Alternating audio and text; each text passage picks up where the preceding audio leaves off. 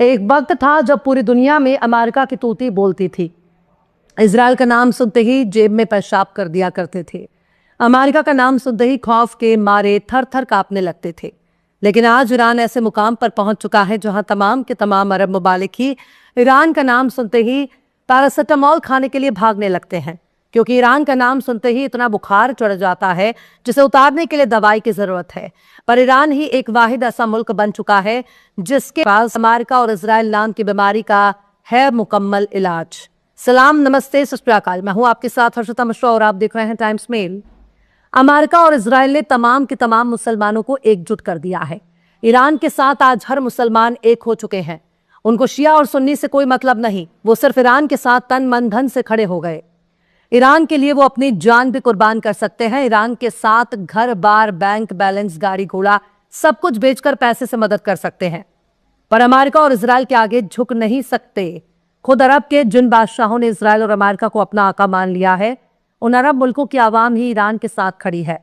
अब चेचन्या की फौज ईरान में तैनात होने जा रही है, क्योंकि चेचन्या ने ऐलान कर दिया है कि अमेरिका अगर ईरान में ग्राउंड ऑपरेशन करता है तो चेचन मिलिट्री यूनिट ईरान में तैनात होने के लिए तैयार है। ये सुन्नी मुसलमानों की फौज है जो अमेरिका के खिलाफ लड़ने के लिए मजबूती से ईरान के साथ खड़ी है। पर बात सिर्फ यहीं तक नहीं है। तालिबान तो पहले ही ऐलान कर चुका है कि अगर अमेरिका लड़ने के लिए आएगा तो अफगान की फौज अपने पड़ोसी ईरान की मदद के लिए अमेरिका के खिलाफ जंग करेंगे। लेकिन ईरान के साथ जंग लड़कर अमेरिका ने बहुत भारी मुसीबत मोल ले ली है, क्योंकि ईरान ने ऐलान कर दिया है कि मिडिल ईस्ट खित्ते में मौजूद अमेरिका से ताल्लुक रखने वाली तमाम की तमाम कंपनियों को निशाना बनाएगा, चाहे वो एप्पल हो, स्टारलिंक हो, चाहे वो गूगल ही क्यों ना हो। ईरान ने ऐलान कर दिया है कि ईरान अपने जवाबी हमले में Apple, Google, Meta, Microsoft, HP, Intel, IBM, Cisco जैसी बड़ी हार्डवेयर कंपनियों को निशाना बनाएगा। खासकर उन ब्रांड को भी निशाना बनाएगा जिसमें टेस्ला भी शुमार है, एनवीडिया भी है और जेपी मॉर्गन और बोइंग जैसी कंपनियां भी ईरान की हिट लिस्ट में हैं। अगर ईरान ने इन कंपनियों पर हमला किया तो पूरी दुनिया की हालत खराब होना तय है, और ईरान अपने इस कदम से पीछे भी नहीं हटेगा। वो हमला जरूर करेगा। याद रखिए, ज्यादा अरब और इजराइल में इन कंपनियों की मौजूदगी है। ईरान ने अब तक अपने जितने भी दावे किए हैं उन सब को उसने हकीकत में तब्दील किया है। ईरान अपनी जबान पर खरा उतरा है।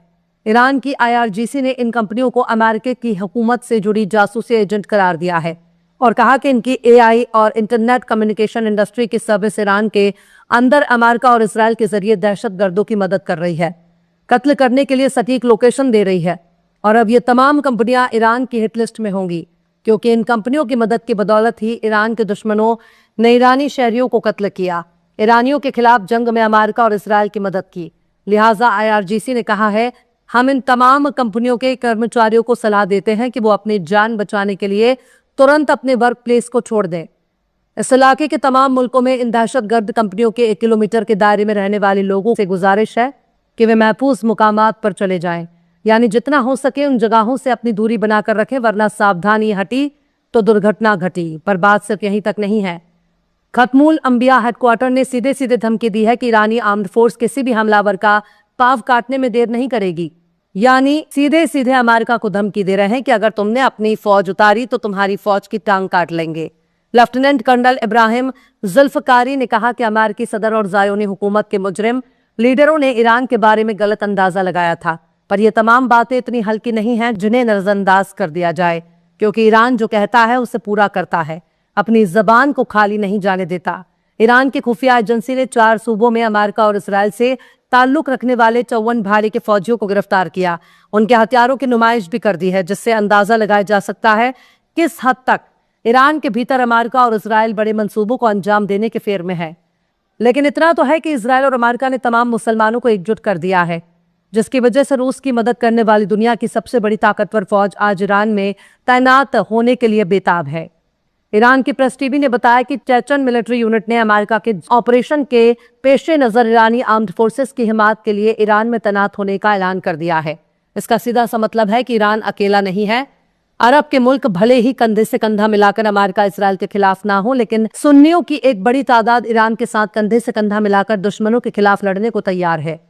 चेचन मिलिट्री यूनिट के ऐलान के बाद इस बात से इनकार करना थोड़ा मुश्किल हो रहा है कि यह जंग एक आलमी जंग में तब्दील हो चुकी है, यानी एक ऐसी जंग जिसे वर्ल्ड वॉर कहा जा सकता है। चेचन मिलिट्री फोर्स इस जंग को जिहाद के तौर पर देख रही है। वो इसे अच्छाई और बुराई की जंग देख रही है।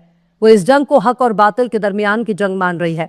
जो अमेरिका उसके मददगार मुल्कों के खिलाफ ईरान के दिफा में शामिल होकर एक मुकद्दस जंग को अंजाम देना चाहता है। याद रखिए, अगर ईरान की हिमायत में चेचन मिलिट्री फोर्स ने इस तरह का बयान दे दिया है तो ये जंग मुकद्दस जंग बन जाएगी। और जब मुकद्दस जंग में शामिल होने की बात आएगी तो सिर्फ चेचन मिलिट्री ही इस जंग में शामिल नहीं होगी, बल्कि दुनिया भर में मौजूद जो भी मुस्लिम मुल्क हैं, वहां की फौज और वहां की अवाम ईरान की दिफा में अमेरिका और इजराइल के मुकाबले के लिए एकजुट हो जाएगी, जिसे संभाल पाना दुनिया की किसी भी ताकत के लिए आसान नहीं होगा। क्योंकि जब कोई भी जंग मुकद्दस जंग में तब्दील हो जाएगी तब हर मुसलमान इस जंग से खुद को शामिल करना चाहेगा। फिर इससे कोई फर्क नहीं पड़ता कि कोई शिया है या सुन्नी। याद रखिए, शिया सुन्नी कोई नस्ल नहीं है।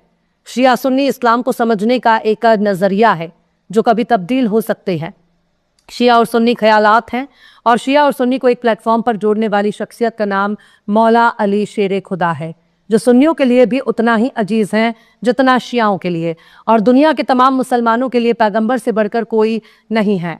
जवान बान शान की बात आएगी, जब ये जंग मुसलमानों की अपनी पहचान पर बनाएगी, तब तमाम के तमाम फिरका वारियत जाएगा तेल लेने। तब मुसलमान एकजुट होकर अमेरिका इजराइल के खिलाफ सख्त कदम उठा सकते हैं। एक ऐसा कदम जो अब तक मुमकिन ना हो सका, वो अब अमेरिका इजराइल के जरिए ईरान पर किए गए हमले से शुरू हो जाएगा, जिसे रोकना अमेरिका इजराइल के बस की बात नहीं है। ये तमाम हालात कुछ और ही मंजर बयां कर रहे हैं।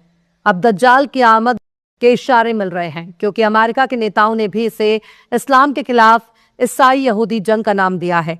अमेरिकी सांसद लिंडसे ग्राहम ने भी इस जंग को मजहबी रंग दिया।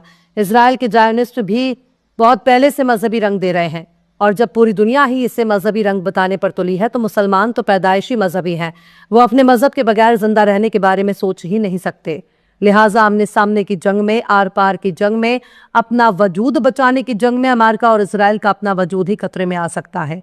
इसलिए कहते हैं कि वो शख्स कभी भी खसारे में नहीं पड़ता जो सोच समझकर राय मशवरे से काम लेता है। अमेरिका और इजराइल ने एक दूसरे से सेटिंग करके एक दूसरे के साथ मिलकर प्लानिंग की और फिर ईरान पर हमला कर दिया। उन्होंने ये नहीं सोचा कि ईरान की ताकत कितनी है। कोई भी जंग जीतने के लिए ये जरूरी है कि पहले दुश्मन की अच्छी तरह से जानकारी हासिल कर ले। लेकिन अमेरिका और इजराइल ने ईरान को हल्के में ले लिया। उन्होंने ऐसी उम्मीद नहीं की थी, जिसकी वजह से अमेरिका और इजराइल को जंग छोड़कर भागने की नौबत आ गई है। ईरान ने यह भी ऐलान कर दिया है कि अब इजराइल के लीडर भी इसकी मिसाइलों के जद में रहेंगे। तो इसी से अंदाजा लगाया जा सकता है कि ईरान अपने नेताओं की मौत का बदला इजराइल के नेताओं को मार कर लेना चाहता है। और जब बात बदला लेने की आ चुकी है तो ईरान अपने इंतकाम से पीछे नहीं हटेगा। वो कसास लेकर रहेगा, चाहे दुनिया इधर की उधर हो जाए। फिलहाल इस खबर में बस इतना ही। यह एपिसोड आपको कैसा लगा कमेंट बॉक्स पर जरूर से बताइए। पसंद